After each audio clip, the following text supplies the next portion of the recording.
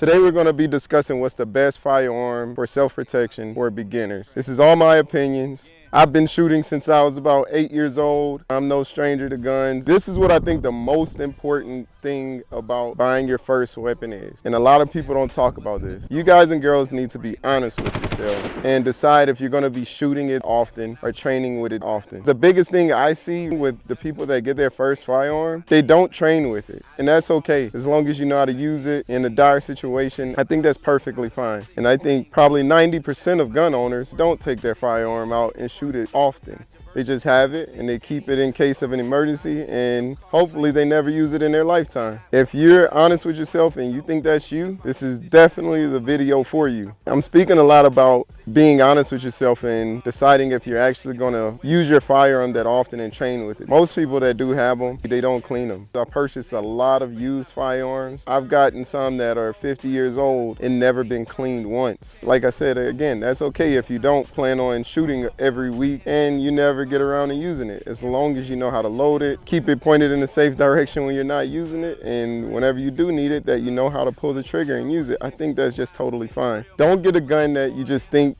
looks cool. I know a lot of people think a great first firearm is one just like this, and I wouldn't recommend this as a firearm for a beginner. This is a Glock 17, capacity of 17 rounds, plus you can hold one in the chamber. A lot of people will get something like this just because they like the way it looks over others. But the big issue with a gun like this that's semi-automatic, if you let it sit for 5 years collecting dust, it's probably going to jam up on you in the time that you need it. And when you need it in that moment, you'll probably be too nervous to clear that jam.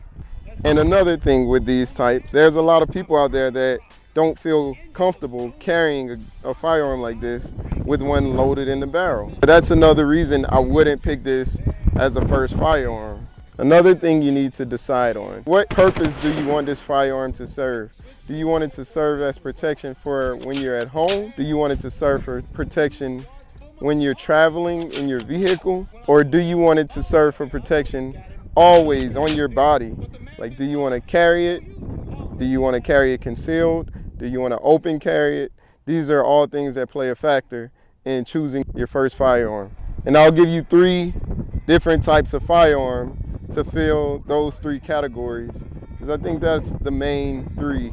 I can't really think of any more that would be a useful category of self-defense weapons. If you guys can think of other situations, let me know in the comments. I'll start with the category that I think fits most new gun buyers, which is something you can have at home and something you can carry in your car. I would consider a full-size revolver. If you were to choose a revolver over a semi-automatic handgun like this, you wouldn't have all those issues of having to clean it and having to worry about jams. If you pull the trigger on a revolver and it clicks and you don't fire, all you have to do is pull the trigger again and it'll still fire that next shot. In something like this, if you pull the trigger and you get a click instead of a bang, you're gonna have to clear that in that intense situation where you need it. Even people that shoot often like myself, I'm sure we all doubt our ability to be able to clear a jam in a life or death situation. I'm sure we would all be terrified. A revolver stops all those issues. The big up to a firearm like this is you get to carry way more rounds than a revolver. But through all the research I've ever done, all the videos I've seen of them, home invasions, robbings, or anything, any situation where someone needed a gun to protect their life, I have rarely seen someone need more than even 3 bullets. Because what usually happens is, even if you miss your target, the person is running by then, or you guys are running away from each other. It's not like in the movies where people are having full-out gunfights, switching magazines.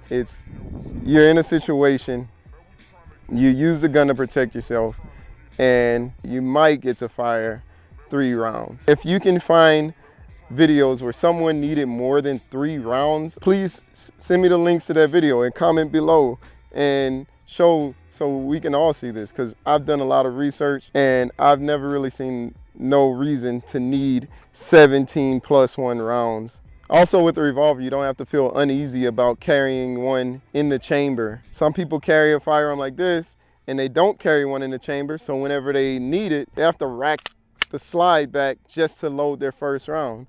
So imagine that. That's one action that you wouldn't have to take. If I didn't feel comfortable carrying one in the chamber, I'd much rather have a revolver where at least I can take it, pull it out, and just pull the trigger instead of having to do this motion when it's a life or death situation. You don't want to pull a gun and take that extra second or a couple milliseconds to rack your gun.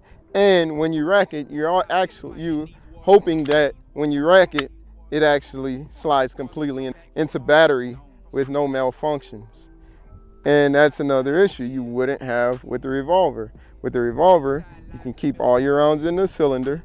One is always ready to go. And when you take it out and you pull the trigger, it's gonna fire. And if it doesn't fire, you just pull the trigger again and it's gonna strike that next round. And hopefully that one fires. And even if the second one doesn't fire, you pull the trigger again and it'll strike the third round. Another thing is revolvers are typically a little more high powered than their semi-automatic counterparts. And it's due to their bullet casings are usually a little bit bigger and they can put a little more gunpowder behind the bullet. The next category we're gonna discuss is for home protection. And this is gonna be strictly for your home protection. My choice for home protection would be a pump action shotgun. For men, I would recommend a 12 gauge, and for women, I would recommend 20 gauge. The reason I choose a pump action shotgun over a semi-automatic shotgun is pretty much the same reason I would choose a revolver over a semi-automatic pistol. These are guns you can have for years and just keep them locked away, loaded, or locked away, unloaded for years.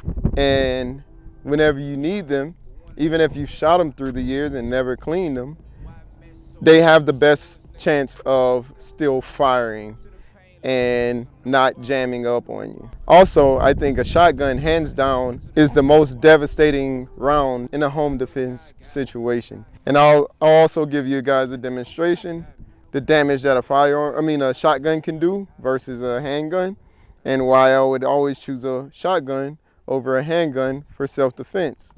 We'll take a few shots at the target in a little bit, and I'll show you guys. Most home defense situations are gonna be close range. I would recommend a shotgun with a short barrel like this. This barrel is 18.5 inches. Another plus to shotguns is that they're usually very inexpensive as far as firearms go. I think I actually bought this one on my 18th birthday, and it was, I wanna say $190 from Walmart. It came with a longer barrel that I used to hunt with, and I actually just purchased this shorter barrel for home defense. Also, a shotgun is one of the very few weapons that you can pretty much kill about anything on earth. Like, you can kill a moose with this, all the way down to a squirrel, and still be able to eat the squirrel without destroying the meat. There's not many handguns that can kill a moose and are accurate enough to hit a squirrel or hit a bird out the air with, but shotguns can do that. Another big pro of carrying a shotgun in the home, I know there's people out there that want to protect themselves but that don't want to hurt someone else. A shotgun is one of the only ways I know of that you can actually carry less lethal rounds. You can get rubber slugs, you can get taser rounds. I've seen all kind of things that are less lethal for shotguns that you should have no problem putting someone down or scaring someone away from your home without actually killing them. But like I said, the main reason I would recommend something like this for home defense is reliability. Like, this is something you could have sitting inside for 20 years, and when you finally decide to go and use it, it should be okay. It's a lot less likely to jam up than a semi-automatic pistol or a semi-automatic shotgun. And the reasoning is because it's less moving parts, and you actually have to manually force these parts to move. Versus in a semi-automatic weapon, you're relying on the bullet to do the work for you. And if you got a lot of dirt buildup or something else in there, the round won't have enough power to get that slide all the way back, and you'll have a misfunction that way. And last, we're going to talk about a gun for carrying on your person. This would be for anything that you may carry concealed, like I'm carrying right now, which most places you have to have a license for, so you better know your local laws on carrying a concealed weapon. Don't just think you can pick up a pistol and carry it on your hip, concealed, and get away with that legally. Or if you're carrying it open, like this would be considered open carry, where you can still identify that it's a weapon. For concealed, again, I would consider a revolver. I would consider a significantly smaller revolver than I would consider for home defense or in your vehicle on the move. Just as you can see right here, this full-size handgun, Glock 17, and this compact Glock 42. This is something that is more for concealed carry. Now, if I'm going to open carry, I would carry the weapon that I'm most accurate with and that holds the most rounds and that I can comfortably open carry, which would be something like this, a full-size Glock. Again, as a beginner, I wouldn't recommend a semi-automatic handgun. I'm going to shoot this today and I'm going to go home and clean this. And I'm going to shoot it again and again. I'm going to train at home. I'm going to practice handling malfunctions.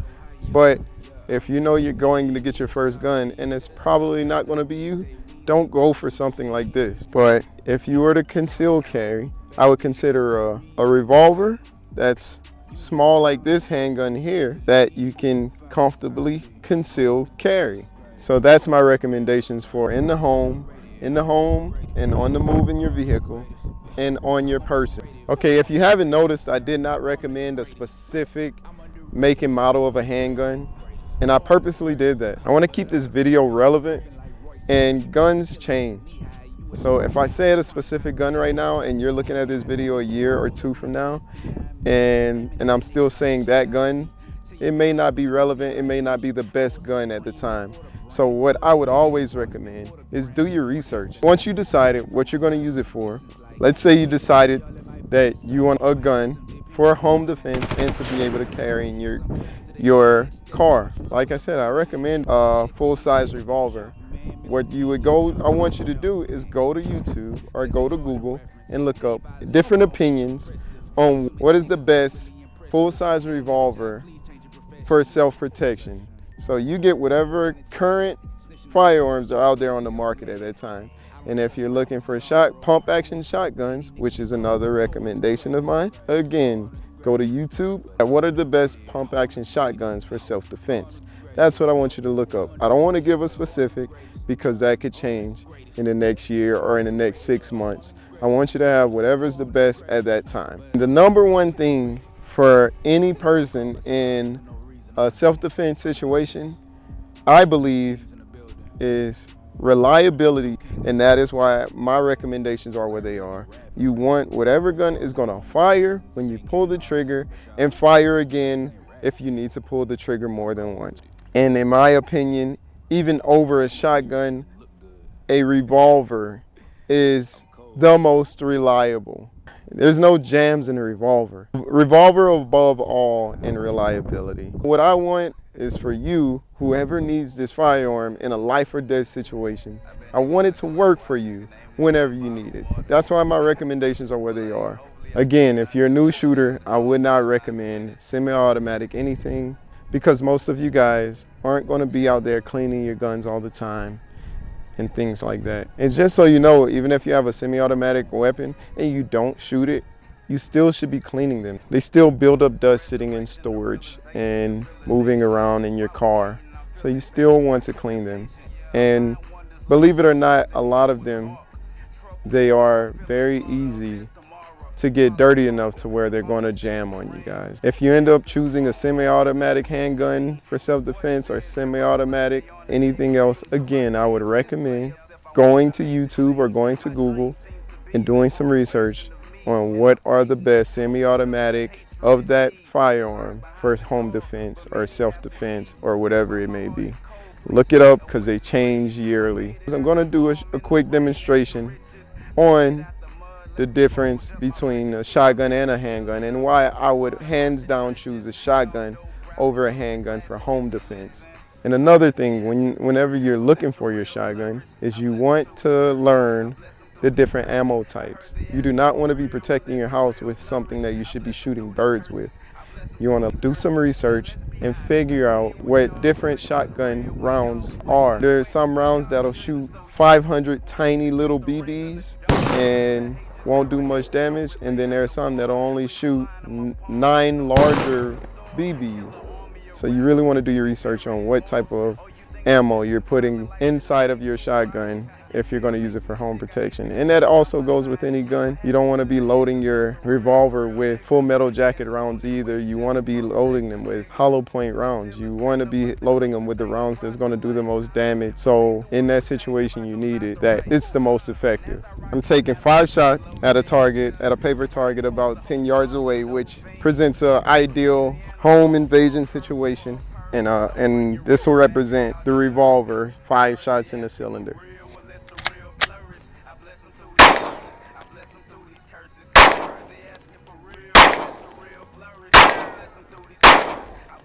You can see how much damage 5 shots from the 9mm did to this paper target. I'll do the test again. I'll do 1 shot with a slug from a shotgun, and then 1 buckshot from the shotgun, so you can see the difference. This is going to be a single shot, again at about 10 yards, with a slug from a shotgun, which is 1 inch in diameter versus 9mm in diameter for a 9mm. The difference between this slug of the 12 gauge and these 2 9mm shots that got uncovered from hitting it with the slug. Now, 1 more with buckshot, and check this out. I actually have a malfunction, which is the main reason I would actually recommend a shotgun or a revolver, but I still had a malfunction in there. This last shot will be with double-aught buckshot. It's 9 BBs in here, and this is the size of double-aught buckshot right here. So you can see this is about equal to you firing 9 9mm at the same time.